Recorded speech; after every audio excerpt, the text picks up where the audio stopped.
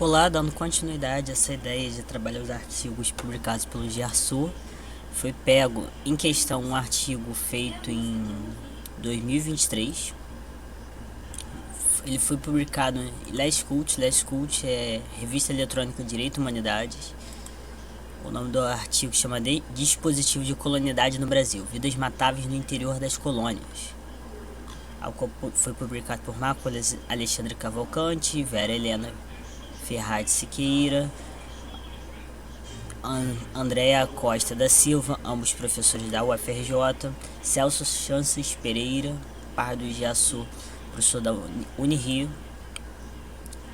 Resumo: o presente artigo discorre sobre a condição de existência do negro e do indígena imposto pela escravidão no colonialismo brasileiro, que resulta naquilo que denominamos como dispositivo de colonialidade, dispositivo esse que passa a ser regra dentro das colônias. Esse dispositivo é uma maquinária de morte que será fundamental e basilar na economia e na formação da sociedade colonial. Ela consistirá em ações deliberativas de fazer morrer o corpo negro indígena. Para atingirmos nosso objetivo, nos apoiamos nas obras de Attili Mbembe, Miguel Foucault, George Agamben, Frantz Fanon, Jacques Derrida, Henrique Dussel, Sueli Carneiro, entre os autores. Como resultado, constataremos que os dispositivos de colonialidade operou como uma tecnologia de morte da população negra e indígena, sendo central na produção dos mecanismos de subjetivação da colônia baseada no escravismo. No interior das colônias, predominou-se uma política racista e de violência mobilizadora pelo aparato estatal que impôs à população negra e indígena zonas de exceção, e consequentemente a aniquilação de tais corpos, transformando em vidas matáveis. As palavras-chave, caso vocês queiram procurar esses artigos, serão necropolítica, colonialismo, vida nua. Temos o abstract, keywords. O artigo foi recebido no início do ano 2023 e aceito para publicação no dia posterior.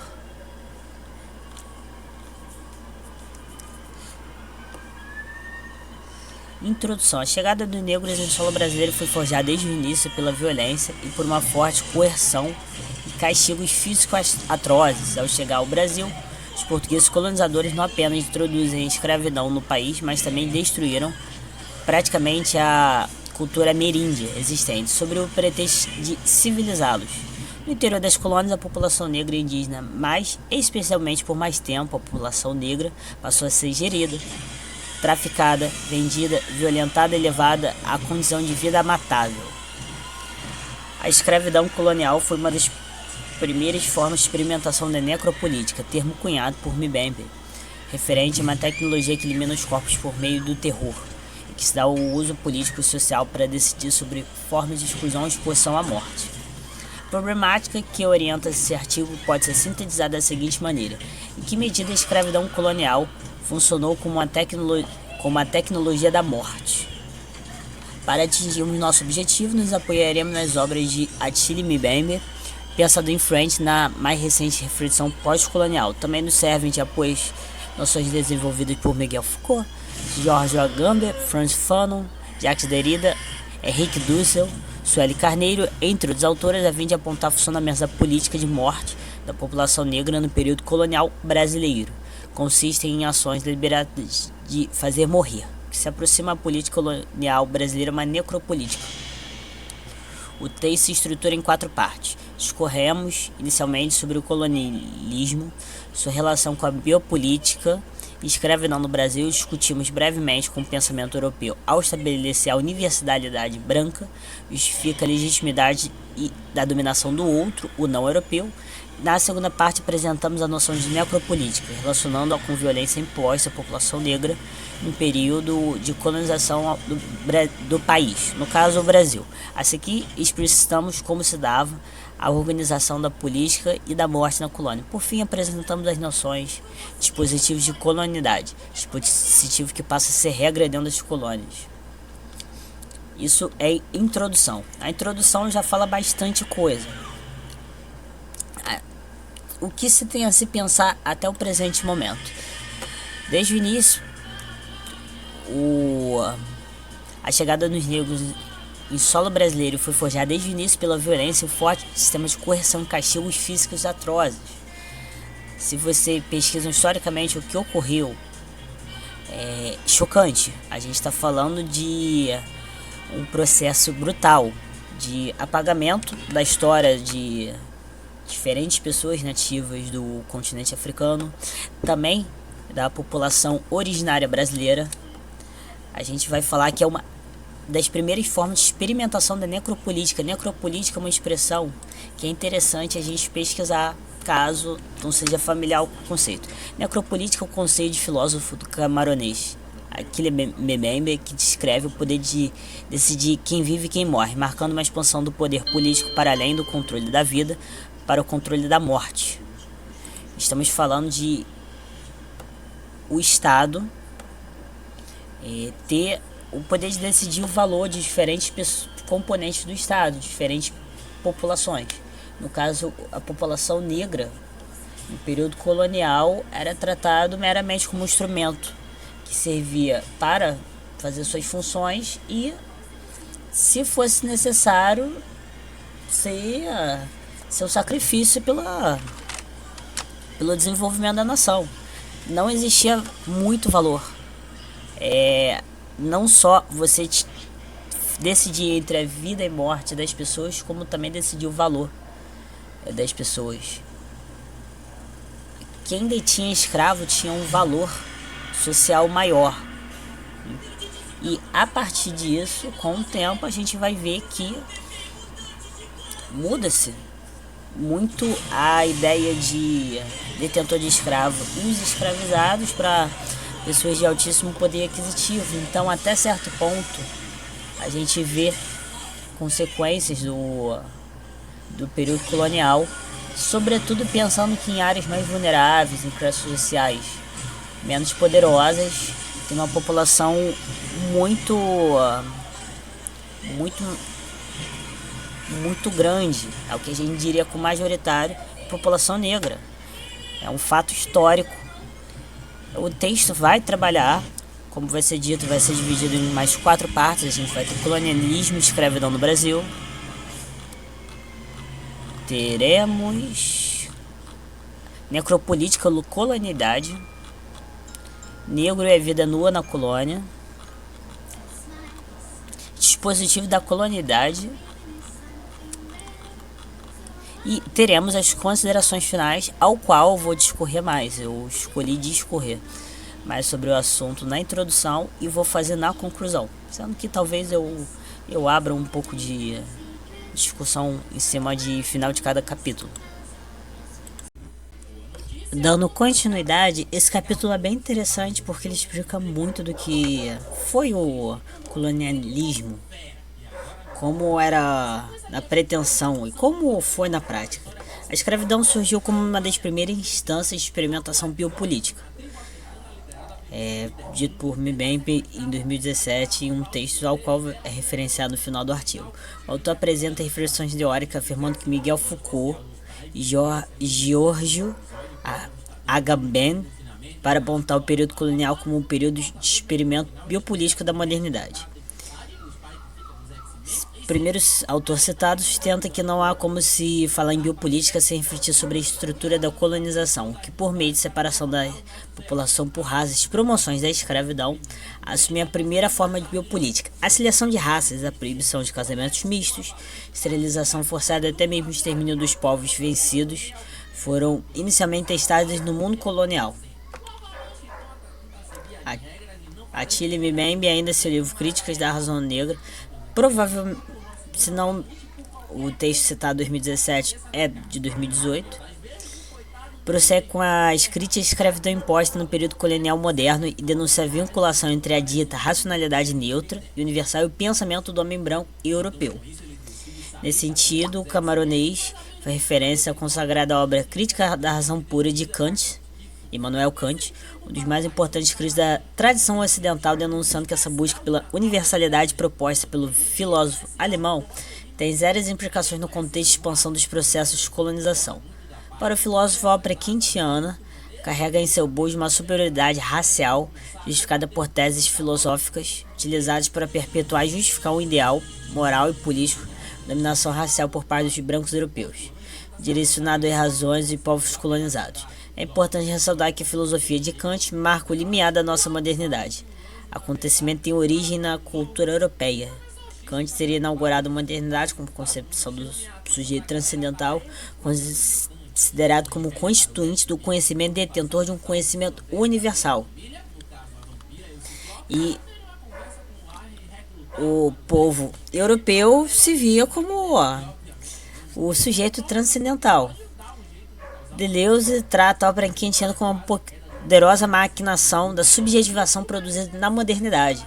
O autor tece uma forte crítica à noção de universalidade produzida na modernidade, afirmando que os universais não explicam nada, eles próprios é que devem ser. Essa afirmação que todo mundo... a subjetividade que desde as noções modernas foi calcada numa noção de universalidade. Assim, precisa-se desconfiar das tentativas de generalização que a modernidade busca estabelecer, já que a esterida também refuta a ideia de um pensamento neutro universal, afirmando que não passa de uma metafísica, ficção, mitologia branca que reúne e reflete a cultura ocidental enfaticamente europeia. Para ele, o homem branco cria a própria mitologia que não passa de racionalização restrita geográfica, historicamente que se reveste com a roupagem de uma ração universal. O pensador argelino denuncia que essa mitologia acaba deixando de fora experiências de pensamento existentes em outras culturas, como o africano e o ameríndio. No caso, deixa de fora propositalmente.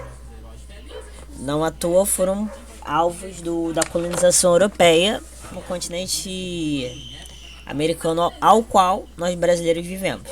Essa tentativa de impor um pensamento neutro universal é uma forma de impor a branquitude como destinação global, o que não só acontece também no continente europeu, mas aconteceu no continente africano, Ásia e Oceania.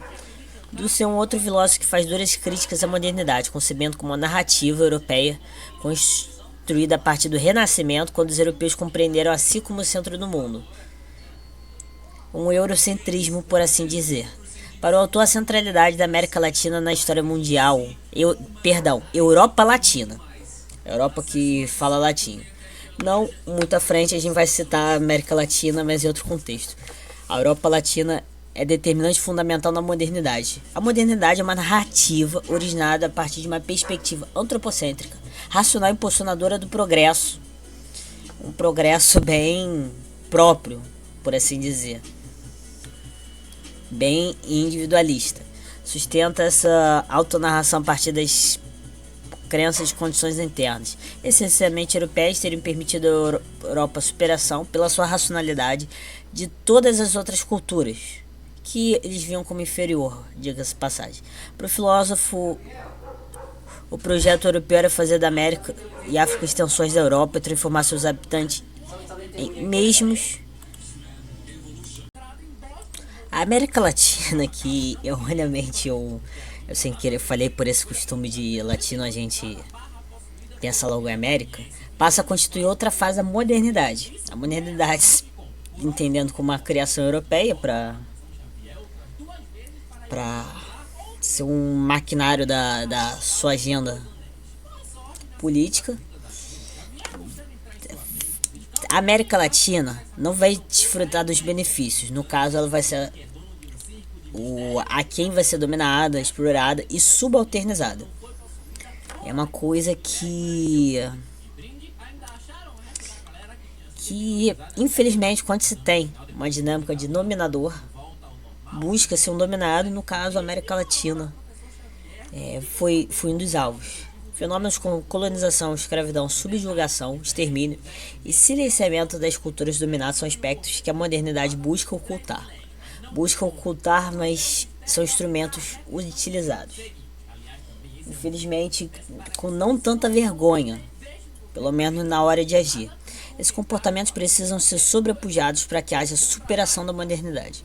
Compreender esse projeto de modernidade pela chave da colonialidade permite perceber a criação de uma chave ontológica nos processos de destruição e qualificação do outro e a transformação desse outro em coisa que fala, um quase sujeito, por assim se entender. A partir dos conceitos de dispositivo e bipoder formulados por Foucault, a filósofa propôs o conceito de dispositivo de racionalidade e bipoder para pensar nos mecanismos de inferioridade do ser do outro. No caso, o não europeu, realmente, de fato, o país não europeu. Enquanto inferioriza o ser do outro, o dispositivo de racionalidade constrói a ideia de superioridade branca. O que é interessante, vai ser um pouco apontado mais à frente, mas que eu quero já trazer um pouquinho anterior, já adiantando, é que seria interessante a gente pensar em, para se apontar, para até se entender quando for dito, a ideia de tecnologia e técnica. Técnica e tecnologia a gente pode entender como um produto, por assim dizer, algo que foi desenvolvido a partir do conhecimento. O que acontece? A tecnologia é um objeto desenvolvido a partir desse conhecimento adquirido. A técnica, vamos dizer que é como se fosse uma ação, uma padronização, um procedimento desenvolvido a partir de tal conhecimento. A gente pode pensar, por exemplo, um celular como um objeto tecnológico, um objeto fruto de conhecimento, e a gente poderia pensar a ideia de saber usar um celular como uma técnica. Usar o teclado de um computador, uma técnica adquirida, desenvolvida a partir de um conhecimento que não necessariamente, mas pode se relacionar com uma tecnologia. O que acontece? A gente vai ver que modernidade se torna uma ação, tanto uma técnica, mas também fazendo uso enquanto uma técnica de muito longo prazo, diga-se passagem, de subjugação de outros povos. A modernidade, a colonização, são técnicas desenvolvidas para subjugação. E como a gente vai ver um pouco mais à frente, vai ser técnicas de longo prazo, muito estabelecidas, em que utilizava do dia a dia sufocante para se controlar, subjugar. Objetos, a gente pode tanto pensar essas ações que são coisas abstratas como objetos dentro de um sistema, como também ações, padronizações. A filósofa vai apresentar essa antologia de desqualificação do ser do outro da seguinte maneira. Nesse trabalho, complementamos a visão de Foucault, afirmando que se eu, no seu encontro com a racionalidade ou etnicidade, adquire superioridade pela produção do inferior, pelo agenciamento que essa superioridade produz sobre a racionalidade, a normalidade e a vitalidade. Podemos afirmar que o dispositivo de racionalidade, dispositivo, objeto, a tecnologia também será uma dualidade entre positivo e negativo, tendo na cor da pele o fator de identidade do normal, e a brancura será sua representação.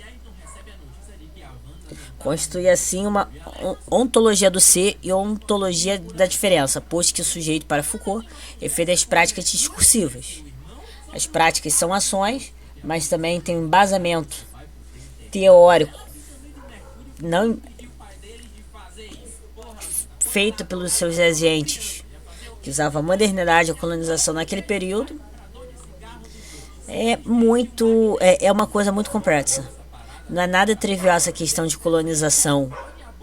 Essa maneira de compreender e olhar para a outra forma, a não reconhecer nele o caráter ontológico de humanidade, parte do entendimento que o pensamento ocidental faz ao estabelecer o universal. Essa universalidade branca não inclui o outro. Esse processo de altericídio é uma construção do outro não como semelhante a si, mas como intrinsecamente ameaçador. não só um objeto estranho, estrangeiro, à sua realidade, como um objeto a ser subjugado, a ser dominado. Mbembe aponta que a colonialidade estabelecida na modernidade foi fundamental para a expansão do capitalismo. Ela foi uma política interessante, levando em conta os apontamentos que eu estava fazendo um pouquinho anteriormente, criada para a manutenção dos Estados modernos, a solução econômica encontrada por organizações estatais que ocupavam com a garantia o alargamento de seus domínios políticos. Política essa que foi realizada por um Estado que se comprometeria a civilizar outros modos de matar e atribuir objetivos racionais a essa prática. Vai ser chamada a atenção para o fato que a colonização ocorre na primeira fase do capitalismo, ou seja, a produção de colônia não era destinada à subsistência, e sim comercialização. Você tinha uma comercialização do ser humano. A escravidão dos africanos se tornou combustível para o desenvolvimento do capitalismo. A metrópole precisava povoar as terras descobertas e desejava extrair delas a maior quantidade possível de riqueza. Não só se tinha subsistência, até certo ponto a gente pode até falar que ocorria o mínimo de subsistência, mas pensava muito em explorar aquele espaço, e para isso você precisaria de pessoas para trabalharem, e a comercialização, a objetificação deles, era o mercado próprio que era explorado pelas pessoas a quem detinham poder na época. Então existia de fato um comércio de pessoas. E, por consequência, existia um tráfico de pessoas que, diga-se passagem,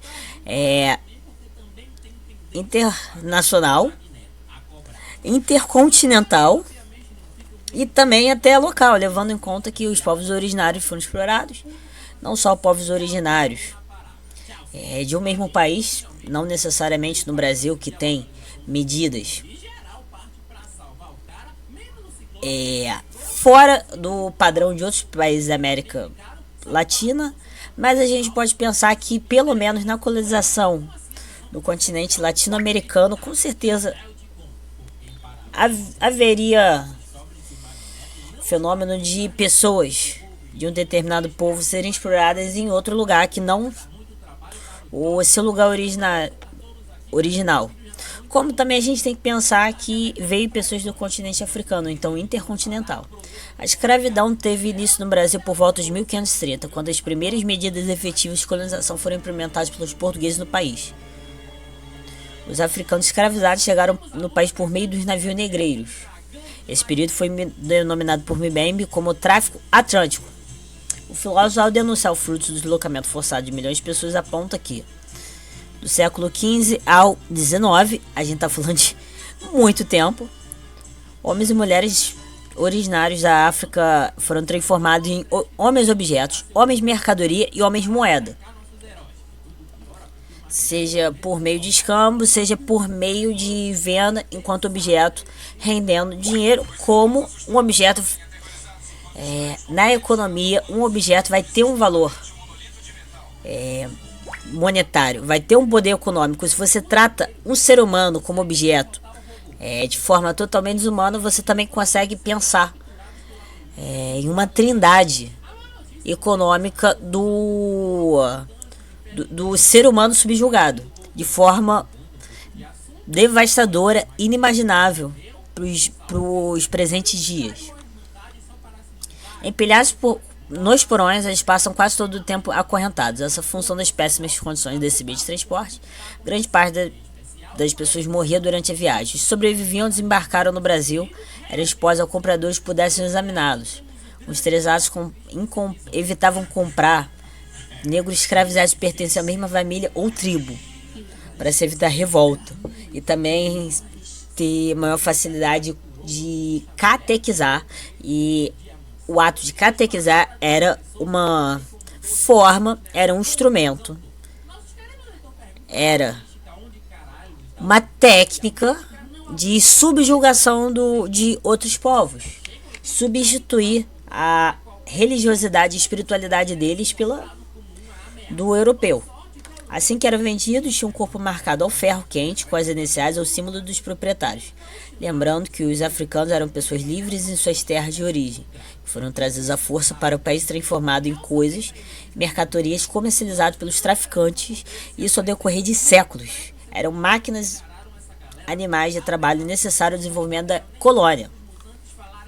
A colônia ao qual servia aos povos colonizadores, ao continente europeu. Sobretudo, mas não ficando só estritamente ao europeu latino. Giraud afirma que o Brasil foi o país de maior convivência com a escravidão moderna de todo o mundo, vigorando por 3 séculos. Ressalta que, mesmo que outros países no continente americano tenham iniciado antes, o Brasil conseguiu separar no que diz respeito à quantidade. Aí gera uma dúvida, por quão dúbio ficou, mas que não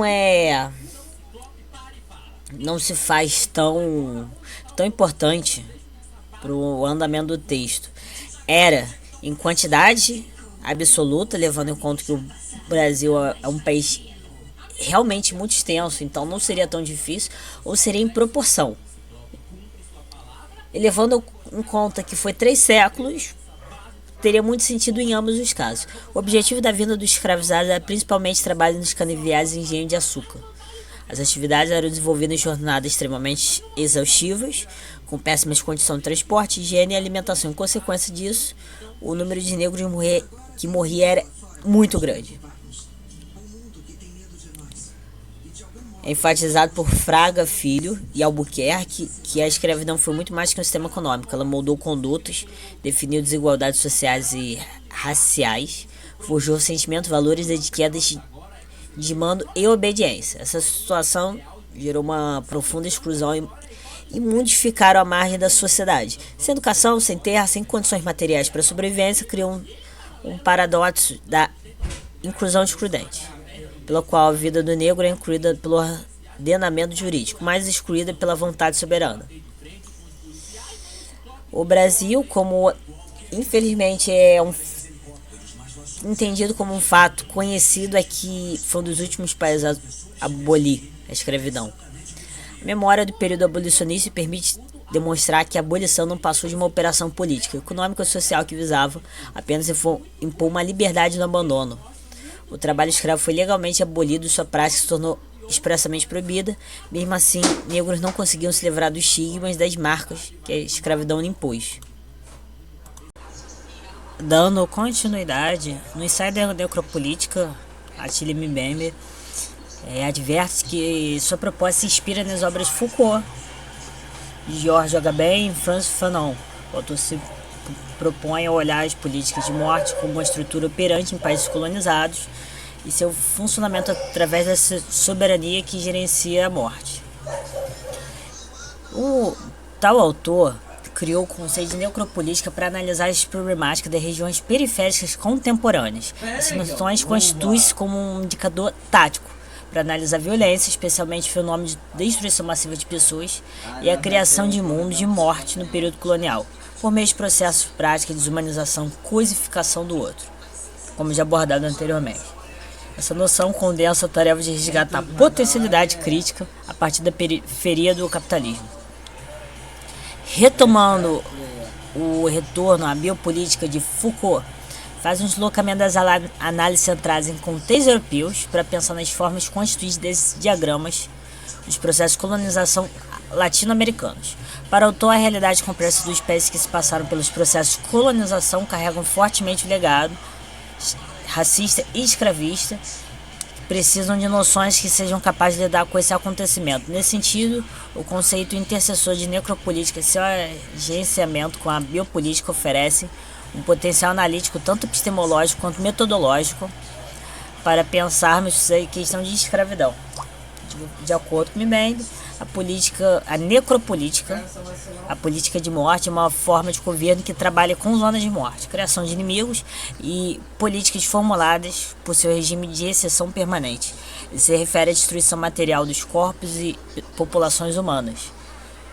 Julgamentos como descartável, que remete a uma política matável e sem valor. O conceito de necropolítica indica uma articulação e não oposição entre soberania política, forma de justificar sua incidência. Não se trata sobre oposição, dicotomia, se trata de um processo de fazer política, de negociar uma política de modo que se separe a sociedade. E no caso, tendo a noção de separar uma parte da população para ser vítima desse sistema. Não se trata de impor, se trata de sobrepor a diferentes culturas, diferentes realidades, com sua proposta, e sua proposta a longo prazo faz todo mundo naturalizar aquele tipo de violência. O filósofo proporciona ferramentas precisas para compreendermos o colonialismo e escravidão. Bem cita escravidão e colonialismo com experimentação fundamental para esse tipo de exercício do poder, tendo demarcação racial na diferença biológica, cultural, referências para a negação da humanidade do outro e seus direitos. Tanto que a gente vê que um processo que durou 3 séculos, pasmem, mais de 100 anos atrás, que foi finalizado, um período de 100 anos e mais um pouquinho, reverbera até os dias de hoje, em que pessoas dos povos originários são vistas como criminosos, pessoas pobres são vistas como criminosos potenciais. Não parte da população não encontra problema algum na população carcerária ser majoritariamente afrodescendente. Não encontra-se defeito algum em certas realidades que são gritantes, são desesperadoras, são inadequadas. A colonização reverbera até os dias de hoje. Você vê a eficácia desse processo da venda da mentalidade colonizadora até os dias de hoje. A colonização foi originariamente a expressão de uma guerra entre raças. O racismo passou a ser o dispositivo que definia quem deveria viver ou morrer no espaço colonial. Foucault ressalta que o racismo é ligado ao funcionamento de um Estado que é obrigado a utilizar a raça, a eliminação das mesmas, a purificação da raça para exercer o poder superando. O racismo passa a ser considerado como um mecanismo fundamental nas colônias, cuja função era regular a distribuição de morte, tornando possível que o Estado exercesse suas funções assassinas. O racismo passa a ser os princípios necropolíticos da colônia. O autor cita o período colonial como uma das experiências necropolíticas mais violentas da história. O filósofo identifica a articulação de diferentes níveis de violência como formas de governo nas colônias, como a violência autorizada, a violência cotidiana, cumprem funções ratificações das relações coloniais. Fanon corrobora essa ideia ao destacar que o colonialismo foi uma forma de violência, um sistema de múltiplos matizes que procura reduzir o outro colonizado a um ser inferior que habita uma zona de não ser. Francis Fanon, Condenados da Terra, retrata a cidade do colono como um mundo de terror. Os espaços coloniais são os locais em que predomina a linguagem de pura violência por parte do colonizado. Deste modo, podemos constatar que os espaços coloniais são expressões bem-sucedidas do necropoder e configura que o MBM denomina como topografia da crueldade, ou seja, lugares em que a distribuição calculada de morte é um dos territórios da necropolítica moderna, nos quais certos grupos populacionais são vistos como mortos-vivos, por meio de processos de prática de desumanização, coisificação e desqualificação da vida. Coisa que, francamente, se a gente pensar nos dias de hoje, a gente pode pensar em espaços de consumo de droga no meio urbano, pela vista das classes sociais mais altas, lugares em que concentra-se pessoas de classe social mais baixa, também são bons espaços em potenciais. Cabe reflexão, porque o colonialismo foi um fato que ocorreu há muito tempo atrás, mas a gente consegue estudar o impacto dele na atualidade com nossos próprios olhos. O negro é vida nua na colônia. MBM, ao dialogar com Foucault e Agamben, destaca a impossibilidade de pensar a vida sem articulação com o poder soberano, a vida nua. pois a soberania é quem decide quem vive e quem morre. E ainda refere-se ao colonialismo, o autor afirma que a colônia é o lugar em que a soberania exerce um poder à margem da lei. Ela não está sujeita a normas legais, institucionais e até tão pouco morais, se parar para pensar no desdobramento. O autor ainda vai afirmar que nas colônias as garantias jurídicas eram suspensas, eram governadas na ilegalidade absoluta e a violência do estado de exceção era operada em nome da civilização. Assim, os direitos soberanos de matar não estar sujeito a regras bárbaras do período anterior à modernidade podem ser praticadas. O que é um fato infeliz, mas é um fato que foi consumado. Para mim, bem, a verdade mais profunda da soberania é a escravidão. E por outro lado, o sentido de escravismo é estrutural a autoridade soberana. É a dominação no seu sentido mais absoluto, por assim dizer, como forma de exercer poder sobre a vida do outro, até certo ponto. O ambiente é que ele vive, então sobre a natureza, sobre o espaço, sobre a economia, é dominação no seu sentido mais puro. O filósofo ressalta que no contexto colonial a população negra era vista enquanto mercadoria submetida a todo tipo de violência. Na colônia o poder soberano estava personificado no senhor de escravos, o qual era seus agentes no dia a dia. O senhor também era um senhor de soberania, pois nas senzalas vigorava o poder de fazer morrer e deixar viver. No interior das colônias, os corpos negros eram disciplinados e produzidos por meio de tecnologia de poder. O adestramento desses corpos era feito de maneira a se obter o máximo de rendimento possível, ou seja, inteiramente exposto à vontade de um senhor. O soberano poderia eliminá-los e matá-los em qualquer momento, em qualquer maneira. O autor postula uma parcial coincidência entre o escravo e a vida nua em função da vida política. O escravo, embora excluído da vida política, mantém ela uma relação totalmente espacial. Ele representa uma vida não propriamente humana que possibilita outros bios políticos, ou seja, a vida verdadeiramente humana. Se o humano é definido para os gregos por intermédio de uma dialética de zoa e bios, então o escravo, assim como a vida nua, está no limite que separa e une. A sustentar a biopolítica seria tão antiga com a exceção soberana. Agamben lança mão de um contexto cultural da Grécia Antiga e situa dois registros para pensar a vida, zoé e bios. Zoé remete à vida de todos os viventes, à vida biológica, o fato de viver como a todos os seres vivos. No contexto grego, a simples vida natural é excluída do âmbito da polis, sendo confinada ao sentido de mera vida reprodutiva, a vida nua, a vida enquanto não social, mas no sentido mais biológico possível. Biose é a vida qualificada pela noção da polis. Agamben ressalta um fenômeno decisivo, o ingresso da zoé na esfera de polis, ou seja, polização, a vida nua como tal constituiria o evento decisivo da modernidade. Assinala uma transformação radical das categorias político-filosóficas do pensamento clássico. Por esse motivo, ocorre a inclusão da vida nua, zoé, a qual se refere à violência soberana. Nascimento, ao fazer a leitura agambeniana, afirma que o escravo brasileiro é vida nua. Uma citação um tanto grande. Diante do Senhor, ele é inteiramente a vida nua, distante de outros é uma aleatória vida nua.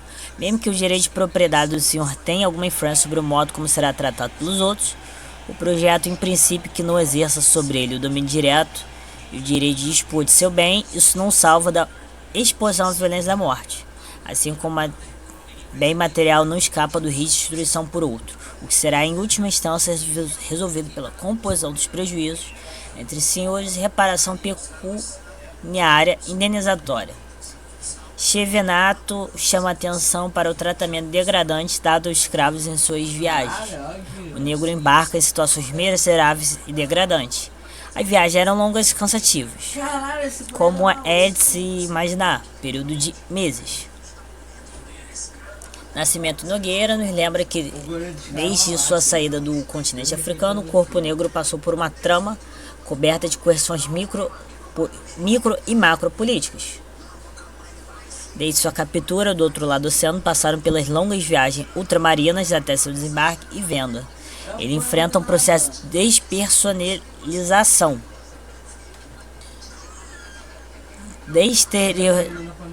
sem perdendo-se o território. O negro africano é retirado à força de seu quadro de referência e levado para outro na condição de escravo. Mbembe ressalta que, além do escravo perdeu seu lar, e também perde o direito de seu corpo e estatuto político, ocasionando assim uma dominação absoluta, alienação de nascença e morte social, que é expulso de fora da sociedade. Essa situação em que o escravizado se encontra constantemente, ou seja, mais que ter a liberdade totalmente aniquilada, o seu corpo era alvo permanente da violência. O escravo está sempre à mercê da vontade de seu senhor, ou colono. O dispositivo de colonialidade é uma parte um tanto extensa desse texto, então vou tentar ser um pouco mais breve, mais objetivo em cada pouco ponto, até chegar ao final. O IBM traz uma discussão das noções agembianas de estado de excesso e campo para se referir ao colonialismo e escravidão como um fenômeno biopolítico, o que já era coisa que dava para se levantar em momentos anteriores. A escravidão é um momento em que o homem escravizado tem uma tríplice perda que engloba todas as possíveis formas de existência: seu lar, seu corpo e sua política. Até a gente pode entrar até em campo um pouco mais abstrato, como seu direito ao espiritual, sua parte enquanto sociedade que se insere na questão política, seu poder de decisão, seu poder de desejar algo. É uma expulsão de humanidade necessária, mortificação social, corporal e psíquica. A condição da existência do negro, o seu direito à vida, existência e sobrevivência se dilaceram na escravidão imposta pelo colonialismo, resultando naquilo que nós denominamos como dispositivo de colonialidade, dispositivo em que passa a ser a regra dentro das colônias.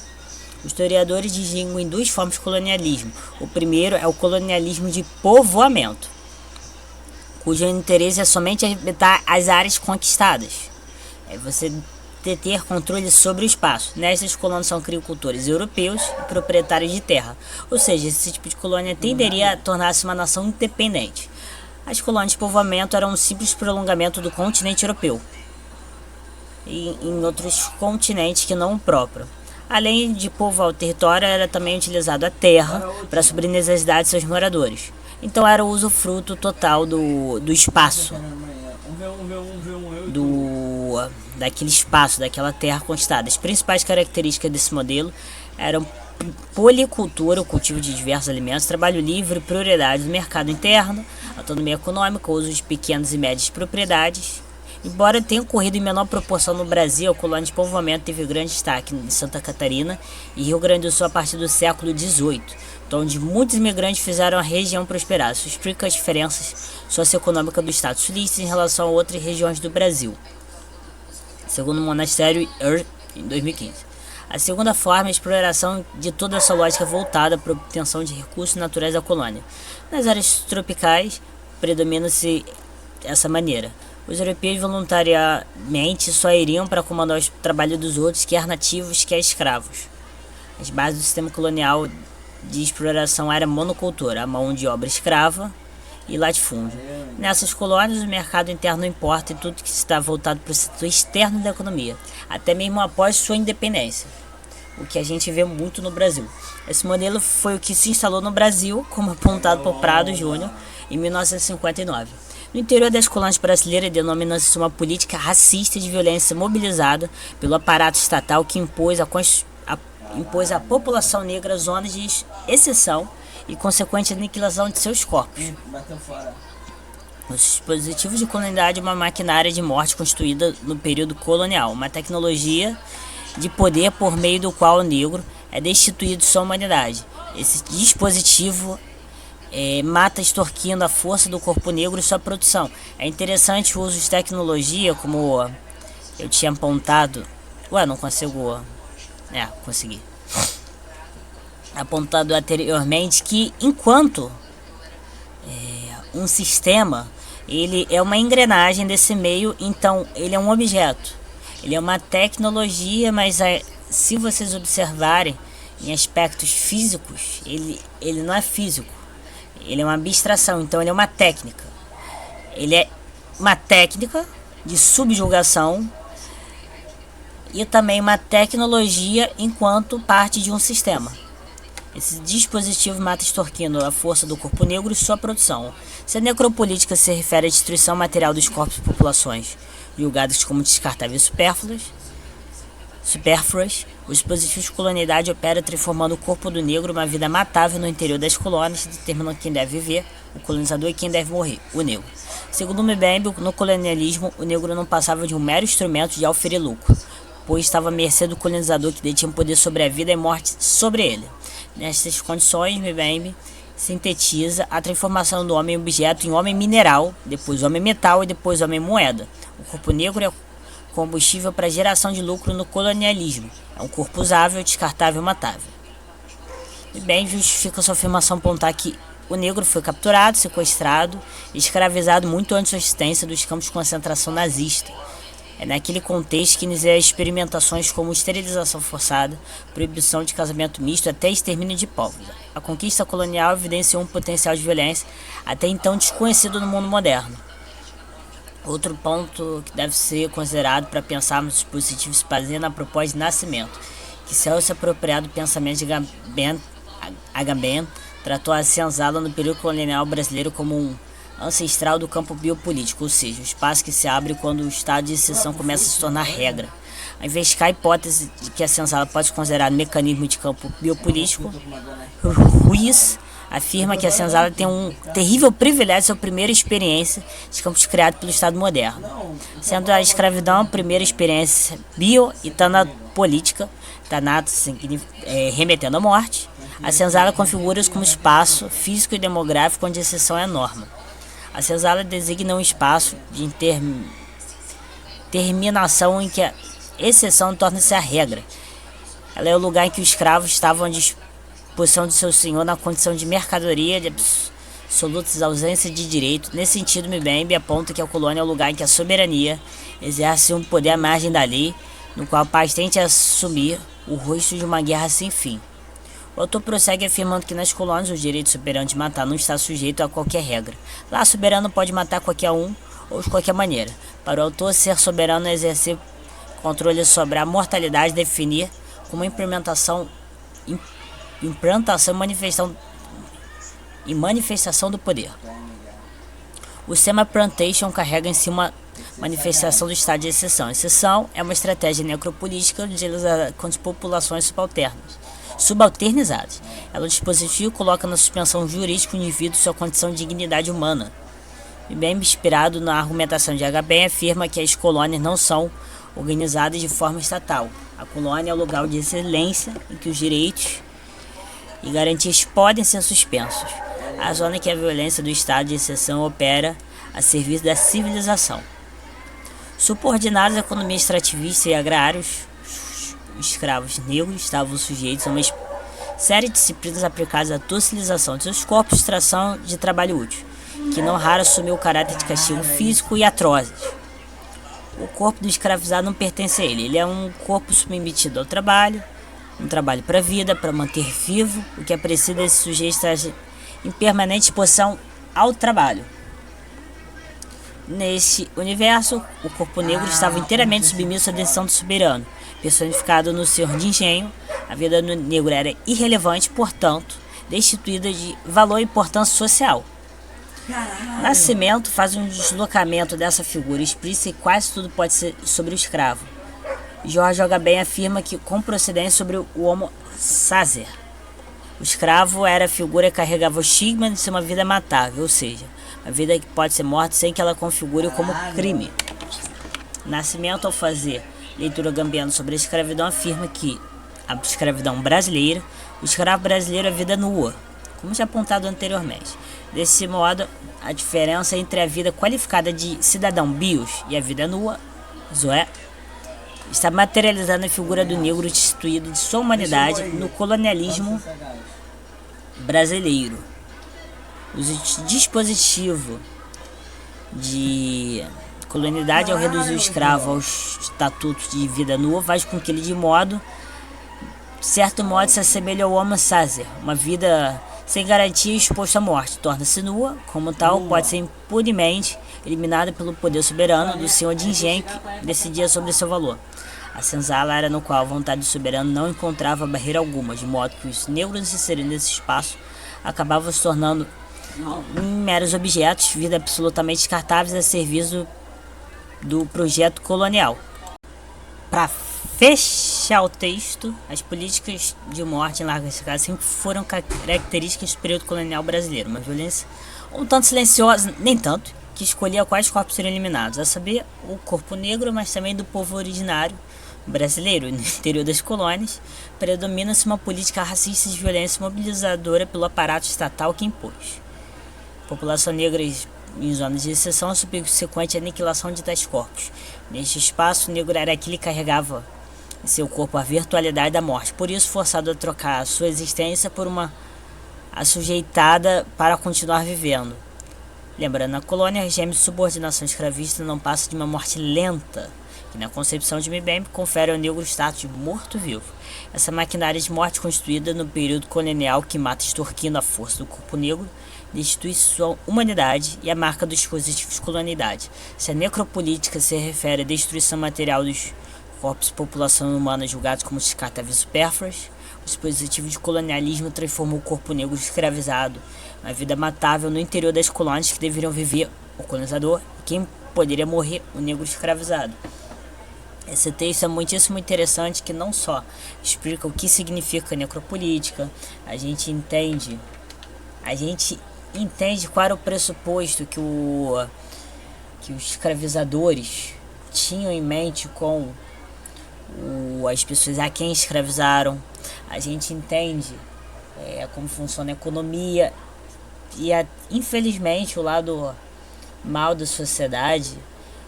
No Brasil, nos dias de hoje, a gente começa a entender como o espaço foi usado. Aqui não só de respeito à sociedade, mas também de respeito muito ao espaço. O espaço do continente africano que se torna